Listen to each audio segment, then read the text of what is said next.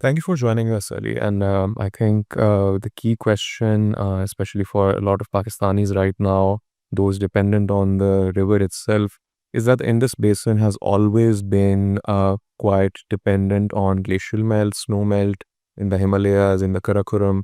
And the rivers that are given to Pakistan under the Water Treaty, particularly Chenab, Jhelum, these are heavily dependent on the flows coming from the Himalayas.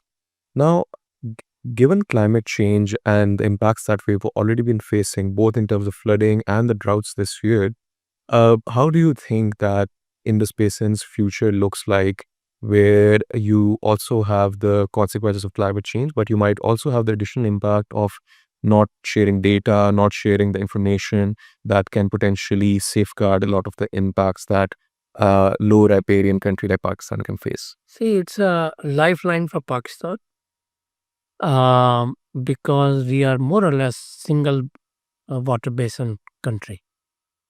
And you are absolutely right. We depend for a very high percentage of our water coming from Indus.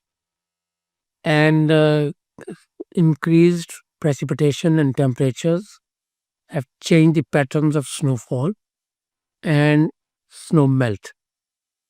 And therefore, what we see is that instead of the regular snowing season and melting season and monsoon season, there are variations in the flows, and there is a greater degree of fluctuation in the availability and uncertainty.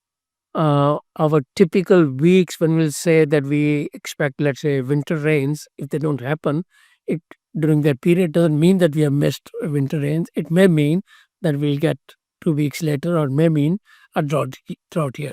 So the biggest impact of climate change is the degree of uncertainty, and that degree of uncertainty makes it very, very difficult for the policymakers as well as for the farmers who are the actual users of the water.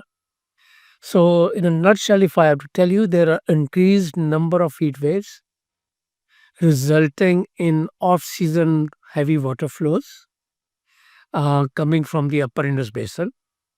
There are periods of droughts when the snow period is very small, and then the uncertainty of rain water also means that before the snow becomes ice and part of the glacier, it melts because of both rain and so forth. And because of gloves that you referred to, there are constant, unending tragedy happening for the ecosystem as well as for the communities that live there. God has given them the capacity to foresee from the noise and the movement of their animals and birds that the growth is about to happen. So the people who were settled there for centuries have become nomadic, so to speak. There's a constant movement of the local communities back and forth. Now, having said that, one can go on.